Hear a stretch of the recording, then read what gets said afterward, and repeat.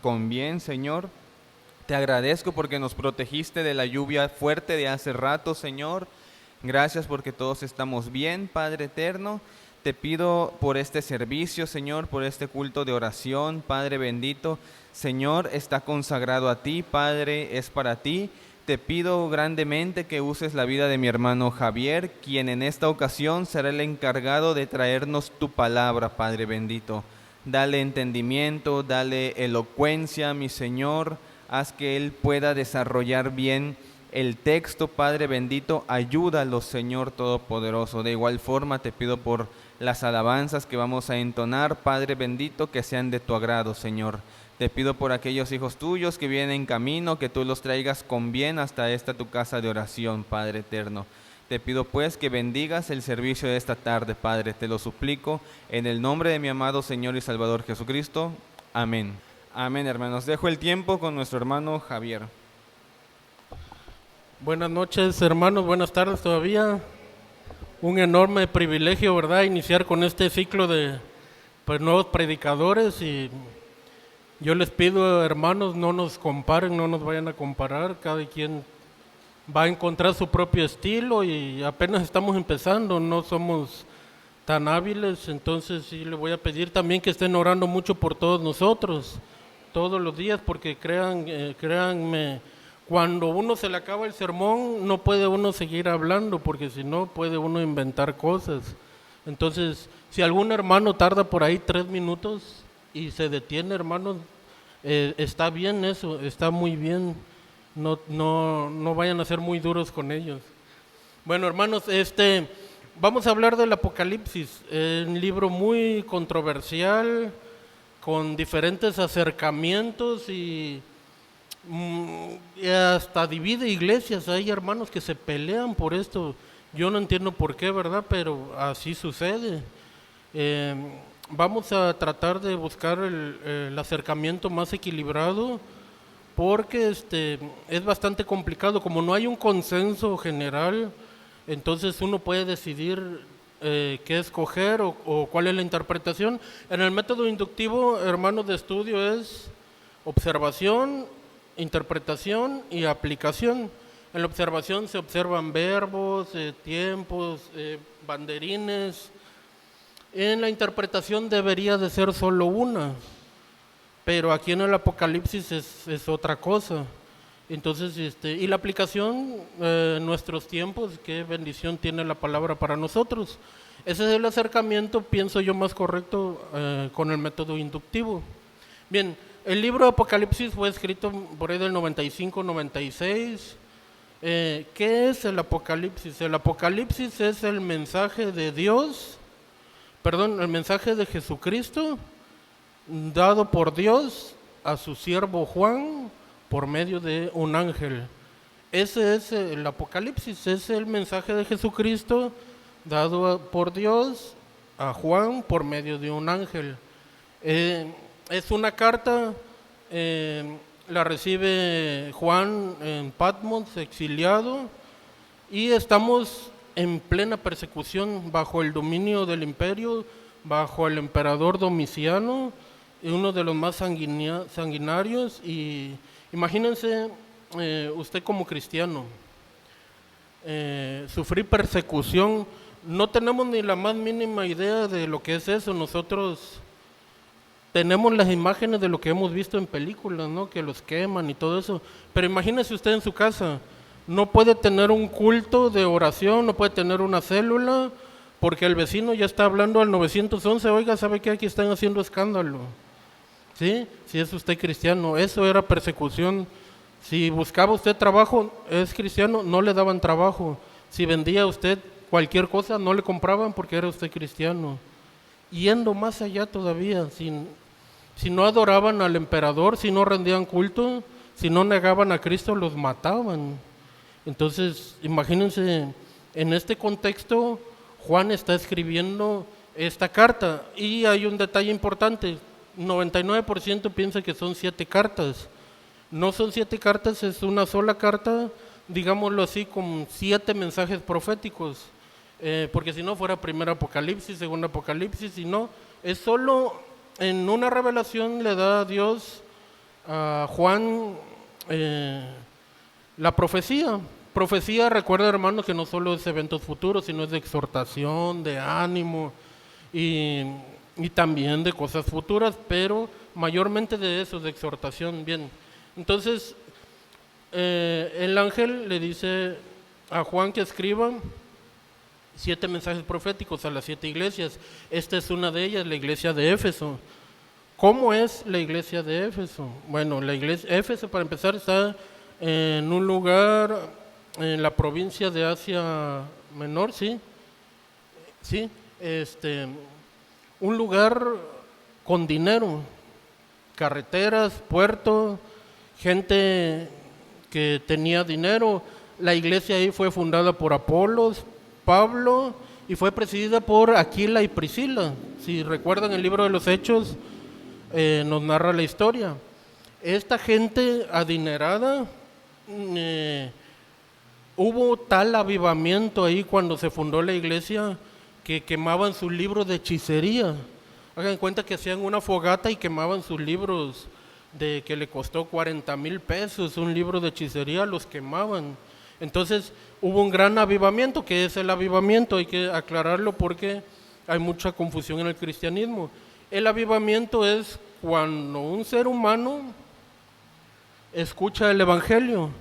Entonces viene Dios por medio de su Espíritu Santo y le da vida a ese muerto viviente. Entonces vivifica a la persona. Ese es el avivamiento. Hubo un gran avivamiento, o sea que muchos se convertían, muchas y muchas personas se convertían. No el avivamiento que algunos piensan que es que se reúnen los cristianos y se ponen a gritar, se ponen a hacer cosas que no, eso no es avivamiento. Bien, entonces estamos bajo este contexto, bajo la persecución, y hay un mensaje a esta iglesia.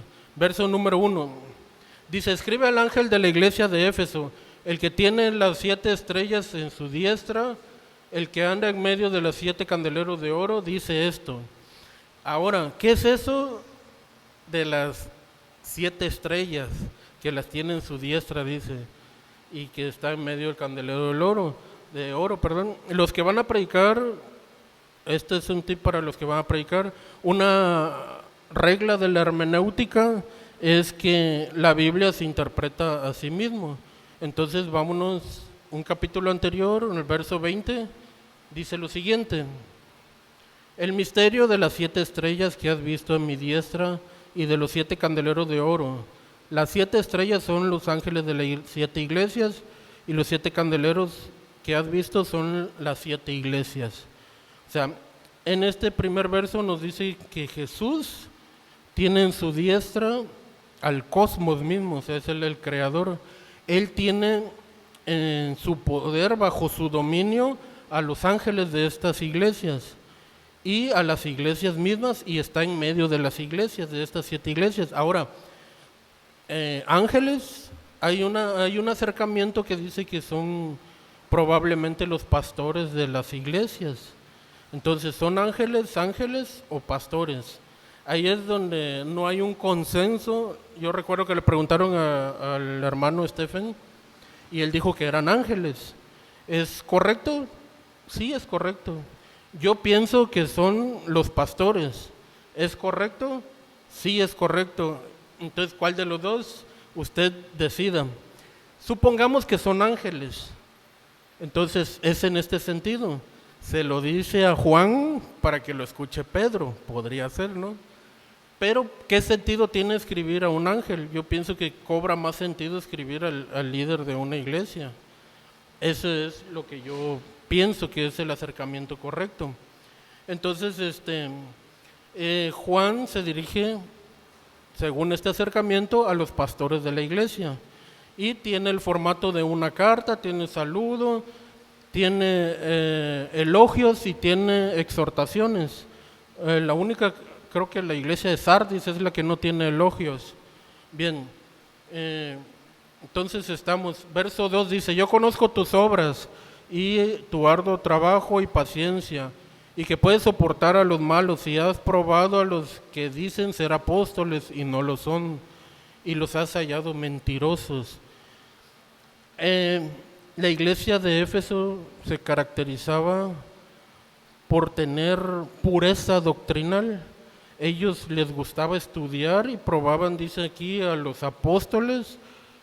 Podemos compararnos un poquito, ¿verdad? Nosotros nos gusta estudiar, quizá no todos tengamos el mismo nivel de conocimiento, pero somos una iglesia que no está tan ignorante probablemente en comparación a muchas otras. Nos gusta estudiar, a mí en lo particular me gusta el estudio bíblico. Esta iglesia, Dios le está elogiando por eso, porque mantenían esa pureza doctrinal, mantenían ese nivel de estudio constante. Y, por ejemplo, si nosotros, ¿cómo podemos identificar a un falso apóstol? Pues muy fácil, ¿no? Si se hace llamar apóstol, es un falso apóstol.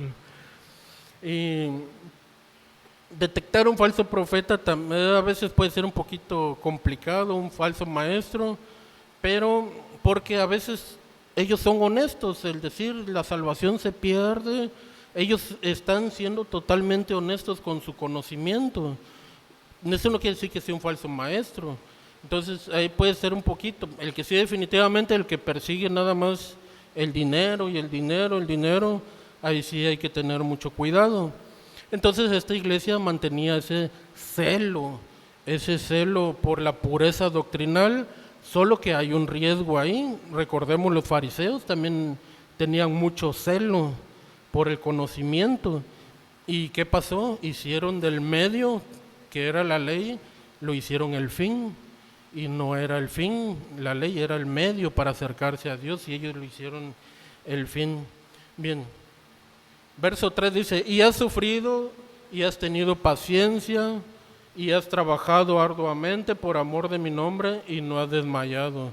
Vean, esta iglesia en medio de la persecución ha trabajado arduamente, ha mantenido bien a sus viudas, a sus huérfanos, a los enfermos, los ha atendido por amor del nombre de Jesús. No los movía a otra cosa más que el amor de Jesús. Dios nos da amor y ese amor lo reflejamos al prójimo, no con una conciencia sucia de probablemente voy a hacer esto para que esta obra, para que Dios me perdone, o para que Dios me bendiga, o para que vean que yo soy bueno. No era así, era por el amor de Jesús.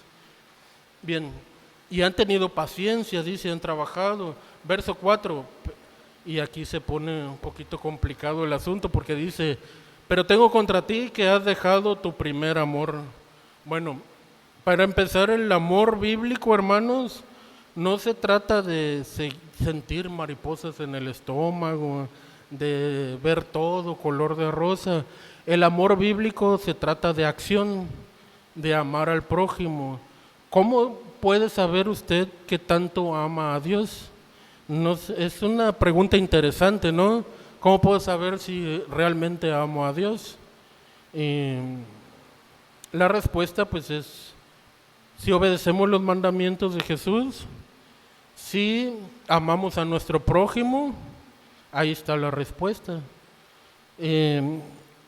Muchos tienen esta confusión de servir a Dios.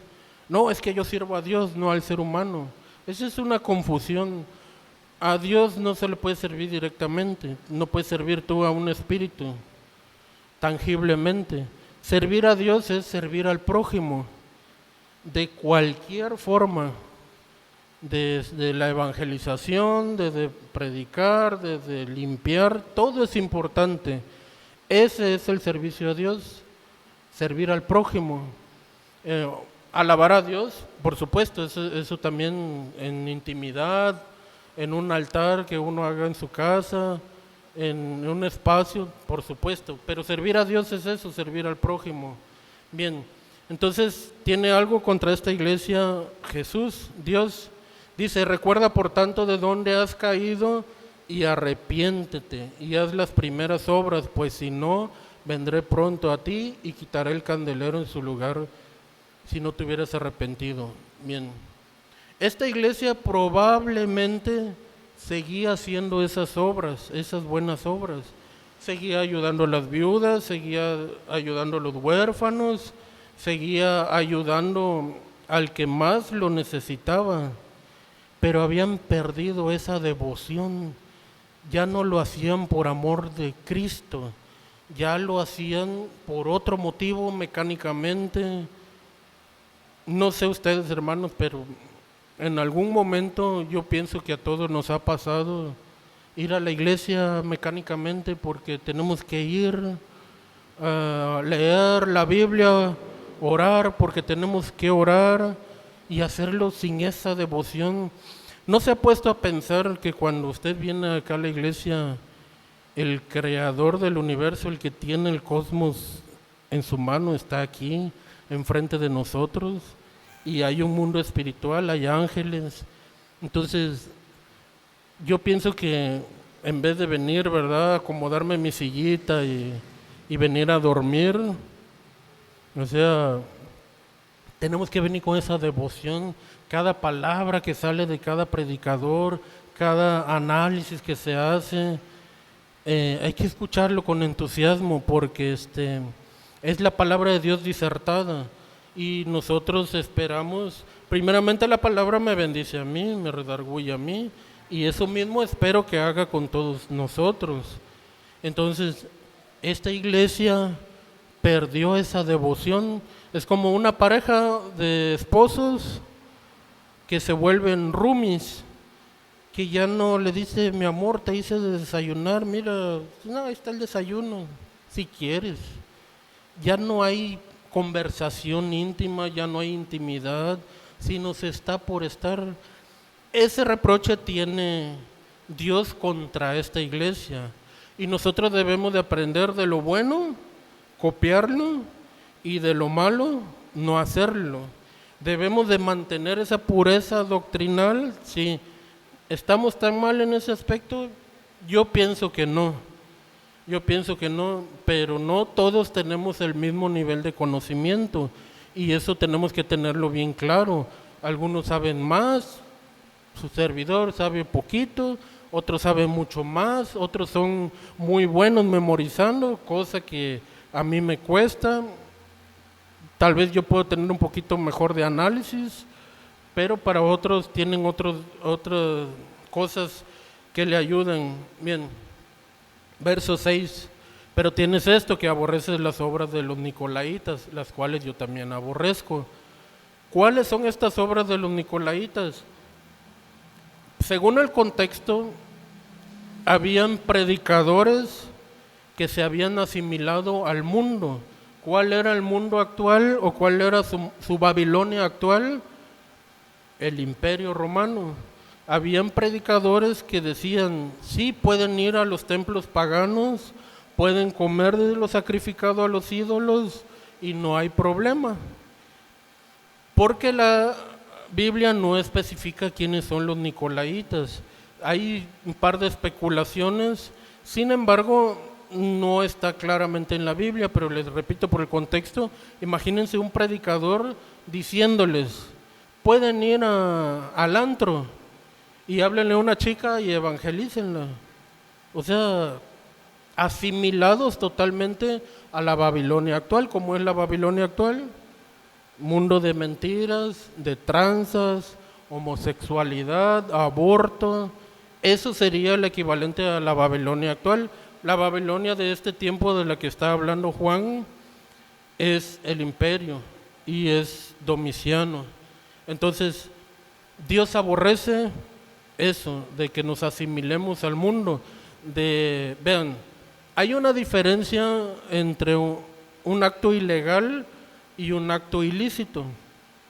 El acto ilegal es sancionado y previsto por la ley, actos punibles o actos punitibles. Acto ilícito no es sancionado ni previsto por la ley. ¿Qué es eso? Por ejemplo, una persona contrata los servicios de una mujer, de una prostituta, y van a un lugar y hacen lo que tenían que hacer, y no le paga. Entonces habla a la mujer y le habla a la policía. Dice, oiga, mire, no me quiere pagar. Ah, bueno, pero eso no está previsto por la ley, eso no es un delito, es un acto ilícito, pero no es un acto ilegal. No podemos detener al hombre, pero a usted sí la podemos detener, porque la prostitución sí está provista por la ley y es sancionada. A usted sí la vamos. Esa es la diferencia entre lo ilegal y lo ilícito. Y muchas personas quieren burlar a Dios. Burlar a Dios es eso de el tiro al blanco y pasar la flecha así. Quieren hacer eso haciendo, como no está en la ley, como no lo dice la Biblia, podemos hacerlo, asimilándose al mundo, haciendo tranzas, queriendo quedar bien con el hombre, a ser aprobado por el hombre, pero ser completamente reprobado por Dios. El Espíritu Santo nos habla a través de nuestras conciencias y nos va a decir qué es lo bueno y qué es lo malo. No necesitamos que esté en el Código Penal para saber cuáles son las cosas malas. Bien, y por último, mis hermanos, último versículo. El que tiene oídos que oiga, que el Espíritu dice a las iglesias: al que venciere, le daré de comer del árbol de la vida, el cual está en medio del paraíso de Dios. Bien, si usted lee los evangelios constantemente, sabe quién dice esto: el que tenga oídos que oiga. En las parábolas Jesús así habla todo el tiempo. Entonces nos lleva allá y dice que al Espíritu que dice a las iglesias: al que venciere, le daré de comer el árbol de la vida. ¿Qué se refiere a que venciere? El que soporte hasta el fin. No quiere decir que el que soporte hasta el final tiene la salvación, no. Quiere decir que el que tiene salvación tiene una invitación a soportar hasta el fin la persecución que estaban sintiendo en esos momentos. Ahora, el árbol de la vida nos lleva al Génesis, al huerto del Edén, otra porción compleja porque hay mucha discusión acerca de eso.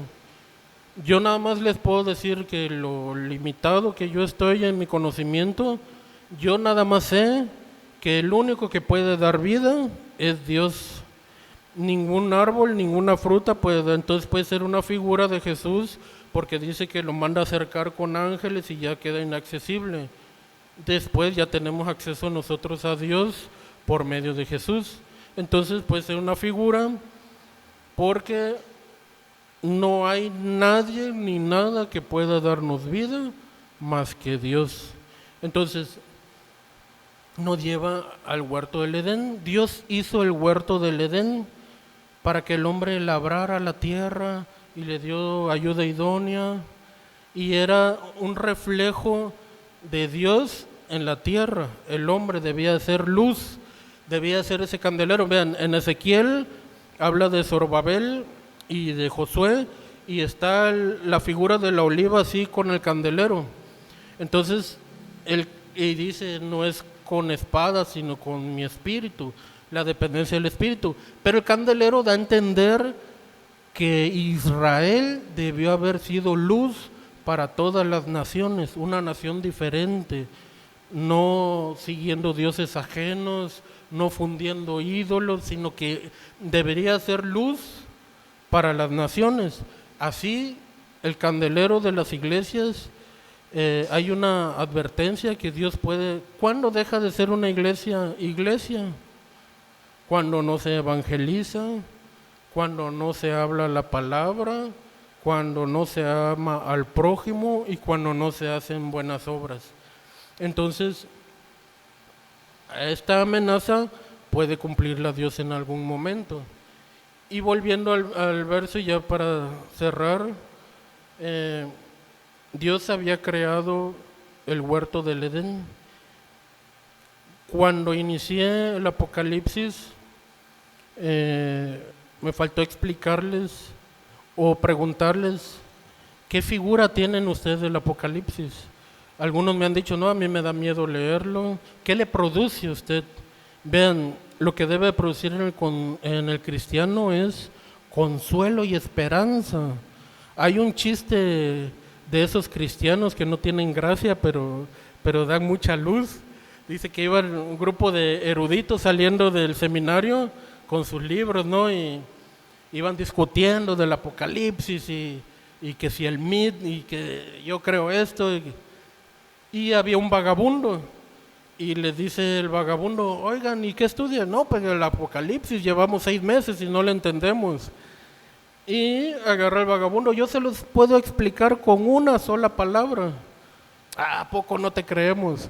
Sí, $10 a cada uno si quedan satisfechos con la respuesta. A ver, dinos, ¿cuál es la respuesta? Y les dijo, ganamos. Ese es lo que resume el Apocalipsis, ganamos.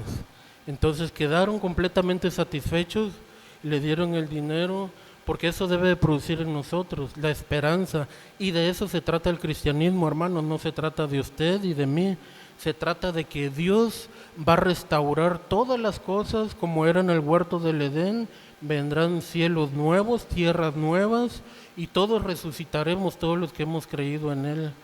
Y de eso se trata el cristianismo. No tenemos que tener esta imagen egocéntrica humana. Y con esto finalizo, hermanos, vamos a orar. Señor bendito, gracias Padre por este tiempo, gracias por tu palabra, Señor, gracias porque tú bendices a cada uno de mis hermanos para que ellos entiendan el propósito de tu palabra en ellos mismos, Padre. Bendecimos tu nombre en el nombre de Jesús. Amén. Antes de terminar, hermanos, nos dieron la indicación de que teníamos que hablar de la oración, pero esto yo lo tenía ya desde hace un par de meses listo. Inclusive le había dicho al hermano Víctor, pero si queremos ver qué tiene que ver con la oración, pues seguramente Juan estaba orando cuando recibió la revelación. Gracias, hermanos.